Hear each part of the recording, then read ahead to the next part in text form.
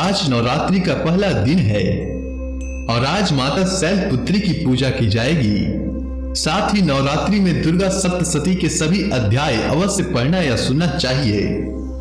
तो चलिए सुनते हैं दुर्गा सप्तशती का प्रथम अध्याय।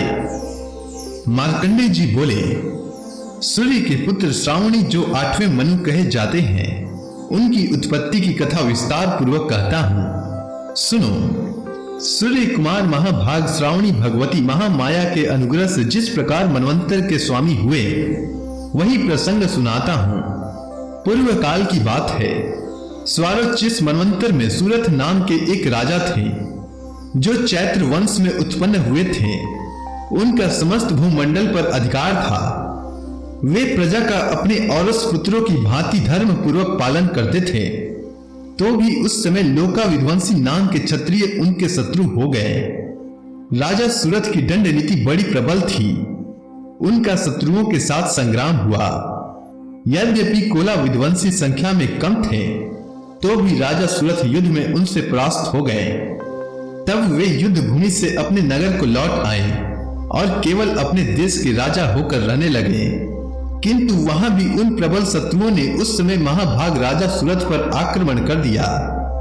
राजा का बल क्षीण हो चला था। इसीलिए उनके दुष्ट बलवान एवं दुरात्मा मंत्रियों ने वहां उनकी राजधानी में भी राजकीय सेना और खजाने को हथिया लिया।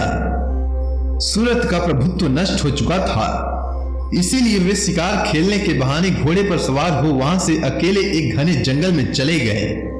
वहां उन्होंने विप्रवर मेधा मुनि का आश्रम देखा, जहां कितने ही हिंसक जीव परम शांत भाव से रहते थे। मुनि के बहुत से शिष्य उस वन की शोभा बढ़ा रहे थे। वहां जाने पर मुनि ने उनका सत्कार किया और वे उन मुनि श्रेष्ठ के आश्रम पर इधर उधर विचरते हुए कुछ काल तक रहे। फिर ममता से आकृष्ट चिंत होकर वहां इस प्रकार चिंता करने लगे, पूर्व काल में मेरे पूर्वजों ने जिसका पालन किया था, वही नगरी आज मुझसे रहित है। पता नहीं मेरे दुराचारी भृत्यगण उसकी धर्म पूर्वक रक्षा करते हैं या नहीं।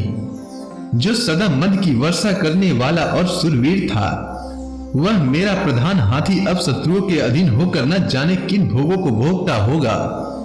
जो लोग मेरी कृपा धन और भोजन पाने से सदा मेरे पीछे पीछे चलते थे, वे निश्चय ही अब दूसरे राजाओं का अनुसरण करते होंगे। उन अपव्ययी लोगों के द्वारा सदा खर्च होते रहने के कारण अत्यंत कष्ट से जमा किया हुआ मेरा वह खजाना खाली हो गया होगा। ये तथा और भी कई बातें राजा सूरथ निरंतर सोचते रहते थे। एक दिन उन्होंने वहां विप्रवर मेधा के आश्रम के निकट एक वैश्य को देखा और उसने पूछा, भाई तुम कौन हो? यहाँ तुम्हारे आने का क्या कारण है? तुम क्यों शोकग्रस्त और अनमने से दिखाई देते हो? राजा सूरथ का यह प्रेम पूर्वक कहा हुआ वचन सुनकर वैश्य ने विनीत भाव से उन्हें प्रणाम करके कहा, हे राजन, मैं धनियों के कुल में उत्पन्न हुआ एक वैश्य हूं। मेरा नाम समाधि है। मेरे दुष्ट स्त्री पुत्रों ने धन के लोभ से मुझे घर से बाहर निकाल दिया है। मैं इस समय धन, स्त्री और पुत्रों से वंचित हूं। मेरे विश्वसनीय बंधुओं ने मेरा ही धन लेकर मुझे दूर कर दिया है। इसीलिए दुखी होकर मैं वन में चला आया हूं।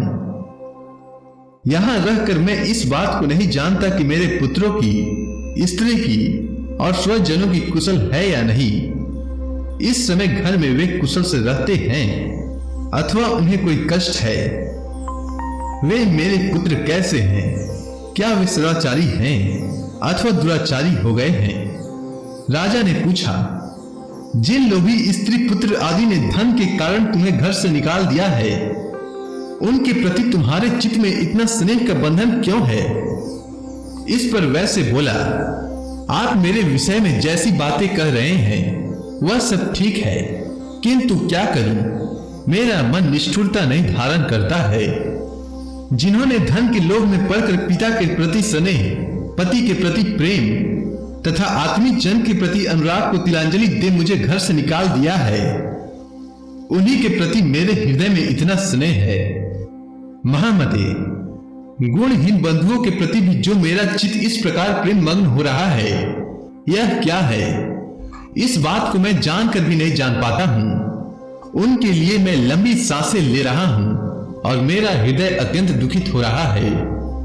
उन लोगों में प्रेम का सर्वथा अभाव है, तो भी उनके प्रति जो मेरा मन निष्ठुर नहीं हो पाता, इसके लिए क्या करूं? मार्कंडेय जी कहते हैं, ब्राह्मण, तदंतर राजाओं में श्रेष्ठ सुरथ और वह समाधि नामक वैश्य दोनों साथ साथ मेधा मुनि की सेवा में उपस्थित हुए और उनके साथ यथा योग्य विनय पूर्ण बर्ताव करके बैठे। तत्पश्चात वैश्य और राजा ने कुछ वार्तालाप आरंभ किया। राजा ने कहा, भगवान, मैं आपसे एक बात पूछना चाहता हूं, उसे बताइए। मेरे चित्त अपने अधीन न होने के कारण वह बात मेरे मन को बहुत दुख देती है। जो राज्य मेरे हाथ से चला गया है, उसमें और उसके संपूर्ण अंगों में मेरी ममता बनी हुई है। हे मुनि श्रेष्ठ, यह जानते हुए भी कि अब वह मेरा नहीं है, अज्ञानी की भांति मुझे उसके लिए दुख होता है। यह क्या है? इधर यह वैसे भी घर से अपमानित होकर आया है, इसके पुत्र स्त्री और भृत्यों ने इसे छोड़ दिया है, स्वजनों ने भी इसका परित्याग कर दिया है, तो भी यह उनके प्रति अत्यंत हृदय स्नेह रखता है। इस प्रकार यह तथा मैं दोनों ही बहुत दुखी हैं। जिसमें प्रत्यक्ष दुख देखा गया है, उस विषय के लिए भी हमारे मन में ममता जनित आकर्षण पैदा हो रहा है। हे महाभाग, हम दोनों समझदार हैं, तो भी हमें जो मोह पैदा हुआ है, यह क्या है? विवेक शून्य पुरुष की भांति मुझ में और इसमें भी यह मूढ़ता प्रत्यक्ष दिखाई देता है। तब ऋषि बोले, हे महाभाग, विषय मार्ग का ज्ञान सब जीवों को है, इसी प्रकार विषय भी सबके लिए अलग अलग हैं। कुछ प्राणी दिन में नहीं देखते और दूसरे रात में नहीं देखते, तथा कुछ जीव ऐसे हैं जो दिन और रात्रि में भी बराबर ही देखते हैं। यह ठीक है कि मनुष्य समझदार होते हैं, किंतु केवल वही ऐसे नहीं होते। पशु पक्षी और मृग आदि सभी प्राणी समझदार होते हैं। मनुष्यों की समझ भी वैसे ही होती है जैसी उन मृग और पक्षियों की होती है। यह तथा अन्य बातें भी प्रायः दोनों में समान ही है। समझ होने पर भी इन पक्षियों को तो देखो, इस स्वयं भूख से पीड़ित होते हुए भी मोहवश बच्चों की चोंच में कितने चाव से अन्न के दाने डालते रहते हैं। हे नर श्रेष्ठ, क्या तुम नहीं देखते कि ये मनुष्य समझदार होते हुए भी लोभवश अपने किए हुए उपकार का बदला पाने के लिए पुत्रों की अभिलाषा करते हैं? यद्यपि उन सब में भी समझदारी की कमी नहीं है, तथापि संसार की स्थिति बनाए रखने वाले महामाया के प्रभाव द्वारा ममतामय भंवर से युक्त मोह के गहरे गर्त में गिराए गए हैं। इसीलिए इसमें आश्चर्य नहीं करना चाहिए। जगदीश्वर भगवान विष्णु की योग निद्रा रूपा जो भगवती महामाया हैं, उन्हीं से यह जगत मोहित हो रहा है। वे भगवती महामाया देवी ज्ञानियों के भी चित्त को बलपूर्वक खींचकर मोह में डाल देती है। वे ही इस संपूर्ण चराचर जगत की सृष्टि करती है, तथा वे ही प्रसन्न होने पर मनुष्यों को मुक्ति के लिए वरदान देती हैं। वे ही परम विद्या, संसार बंधन और मोक्ष की हेतु भूता सनातनी देवी तथा संपूर्ण ईश्वरों की भी अधीश्वरी हैं। राजा ने पूछा, हे भगवान, जिन्हें आप महामाया कहते हैं, वे देवी कौन हैं? ब्राह्मण, उनका आविर्भाव कैसे हुआ तथा उनके चरित्र कौन कौन हैं? ब्रह्मवेताओं में श्रेष्ठ महर्षि उन देवी का जैसा प्रभाव हो, जैसा स्वरूप हो और जिस प्रकार प्रादुर्भाव हुआ हो, वह सब मैं आपके मुख से सुनना चाहता हूं। ऋषि बोले, हे राजन, वास्तव में तो वे देवी नित्य स्वरूपा ही हैं। संपूर्ण जगत उन्हीं का रूप है तथा उन्होंने समस्त विश्व को व्याप्त कर रखा है। तथापि उनका प्राकट्य अनेक प्रकार से होता है। वह मुझसे सुनो। यद्यपि वे नित्य और अजन्मा हैं, तथापि जब देवताओं का कार्य सिद्ध करने के लिए प्रकट होती हैं, उस समय लोक में उत्पन्न हुई कहलाती हैं। कल्प के अंत में जब संपूर्ण जगत एकायनव में विमग्न हो रहा था और सबके प्रभु भगवान विष्णु शेषनाग की सया बिछाकर योग निद्रा का आश्रय ले सो रहे थे। उस समय उनके कानों के मैल से दो भयंकर असुर उत्पन्न हुए जो मधु और कैटभ के नाम से विख्यात हुए। वे दोनों ब्रह्मा जी का वध करने को तैयार हो गए। भगवान विष्णु के नाभि कमल में विराजमान प्रजापति ब्रह्मा जी ने जब उन दोनों भयानक असुरों को अपने पास आया और भगवान को सोया हुआ देखा, तब एकाग्रचित होकर उन्होंने भगवान विष्णु को जगाने के लिए उनके नेत्रों में निवास करने वाली योग निद्रा का स्तवन आरंभ किया, जो इस विश्व की अधीश्वरी, जगत को धारण करने वाली, संसार का पालन और संहार करने वाली तथा तेज स्वरूप भगवान विष्णु की अनुपम शक्ति है। उन्हीं भगवती निद्रा देवी की भगवान ब्रह्मा स्तुति करने लगे। ब्रह्मा जी ने कहा, देवी तुम्ही स्वाहा, तुम्ही स्वधा और तुम्ही वष्टकार हो। स्वर भी तुम्हारे ही स्वरूप है। तुम्ही जीवन दायिनी सुधा हो। नित्य अक्षर प्रणव में अकार, उकार, मकार इन तीनों मात्राओं के रूप में तुम्ही स्थित हो तथा इन तीनों मात्राओं के अतिरिक्त जो बिंदु रूपा नित्य अर्ध मात्रा है, जिसका विशेष रूप से उच्चारण नहीं किया जा सकता, वह भी तुम्ही हो। हे देवी, तुम्ही संध्या, सावित्री तथा परम जननी हो। हे देवी, तुम्ही इस विश्व ब्रह्मांड को धारण करती हो। तुमसे ही इस जगत की सृष्टि होती है, तुम्ही से इसका पालन होता है और सदा तुम्ही कल्प के अंत में सबको अपना ग्रास बना लेती हो।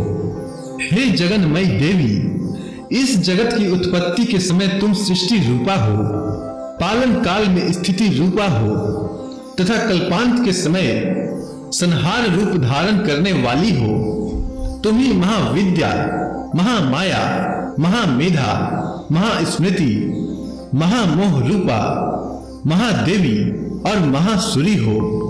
तुम्ही तीनों गुणों को उत्पन्न करने वाली सबकी प्रकृति हो। भयंकर काल रात्रि, महारात्रि और मोह रात्रि भी तुम्ही हो। तुम्ही श्री, तुम्ही ईश्वरी, तुम्ही हिरी और तुम्ही बोध स्वरूपा बुद्धि हो। लज्जा, पुष्टि, तुष्टि, शांति और क्षमा भी तुम्ही हो। तुम खड़ग धारिणी, शूल धारिणी, घोर रूपा तथा गदा, चक्र, शंख और धनुष धारण करने वाली हो। बाण, भूसुंडी और परिघ ये भी तुम्हारे ही अस्त्र हैं। तुम सौम्य और सौम्यतर हो। इतना ही नहीं, जितने भी सौम्य एवं सुंदर पदार्थ हैं, उन सब की अपेक्षा तुम अत्यधिक सुंदरी हो। पर और अपर सबसे परे रहने वाली परमेश्वरी भी तुम्ही हो। हे सर्व स्वरूपे देवी, कहीं भी सत असत रूप जो कुछ वस्तुएं हैं और उन सब की जो शक्ति है, वह तुम्ही हो। ऐसी अवस्था में तुम्हारी स्तुति क्या हो सकती है? मुझको, भगवान शंकर को तथा भगवान विष्णु को भी तुमने ही शरीर धारण कराया है, अतः तुम्हारी स्तुति करने की शक्ति किसमें है? हे देवी, तुम तो अपने इन उदार प्रभावों से ही प्रशंसित हो। ये जो दोनों दुर्धर्ष असुर मधु और कैटभ हैं, इनको मोह में डाल दो और जगदीश्वरी भगवान विष्णु को शीघ्र ही जगा दो। साथ ही इनके भीतर इन दोनों महान असुरों को मार डालने की बुद्धि उत्पन्न कर दो। इसके बाद ऋषि कहते हैं, हे राजन, जब ब्रह्मा जी ने वहां मधु और कैटभ को मारने के उद्देश्य से भगवान विष्णु को जगाने के लिए तमोगुण की अधिष्ठात्री देवी योग निद्रा की इस प्रकार स्तुति की, तब वे भगवान के नेत्र, मुख, नासिका, बाहु, हृदय और वक्ष स्थल से निकलकर अव्यक्त जन्मा ब्रह्मा जी की दृष्टि के समक्ष खड़ी हो गई। योग निद्रा से मुक्त होने पर जगत के स्वामी भगवान जनार्दन उस एकार्णव के जल में शेषनाग की शैया से जाग उठे। फिर उन्होंने उन दोनों असुरों को देखा। वे दुरात्मा मधु और कैटभ अत्यंत बलवान तथा पराक्रमी थे और क्रोध से लाल आंखें किए ब्रह्मा जी को खा जाने के लिए उद्योग कर रहे थे। तब भगवान श्री हरि ने उठकर उन दोनों के साथ 5000 वर्षों तक केवल बाहु युद्ध किया। वे दोनों भी अत्यंत बल के कारण उन्मत्त हो रहे थे। इधर महामाया ने भी उन्हें मोह में डाल रखा था। इसीलिए वे भगवान विष्णु से कहने लगे, हम तुम्हारी वीरता से संतुष्ट हैं, तुम हम लोगों से कोई वर मांगो। श्री भगवान बोले, यदि तुम दोनों मुझ पर प्रसन्न हो तो अब मेरे हाथ से मारे जाओ, बस इतना सा ही मैंने वर मांगा है, यहाँ दूसरे किसी वर से क्या लेना है। इसके बाद ऋषि कहते हैं, इस प्रकार धोखे में आ जाने पर जब उन्होंने संपूर्ण जगत में जल ही जल देखा, तब कमल नयन भगवान से कहा, जहां पृथ्वी जल में डूबी हुई न हो, जहां सूखा स्थान हो, वहीं हमारा वध करो। इसके बाद ऋषि कहते हैं, तब तथा अस्तु कहकर शंख चक्र और गदा धारण करने वाले भगवान ने उन दोनों के मस्तक अपनी जांघ पर रखकर चक्र से काट डाले। इस प्रकार एक देवी महामाया ब्रह्मा जी की स्तुति करने पर स्वयं प्रकट हुई थी। अब पुनः तुमसे उनके प्रभाव का वर्णन करता हूं, सुनो। इस प्रकार श्री मार्कंडे पुराण में सावर्णिक मनवंतर की कथा के अंतर्गत देवी महात्म्य में मधु कैटभ वध नामक पहला अध्याय पूरा हुआ। तो प्रेम से बोलिए मां दुर्गा की जय।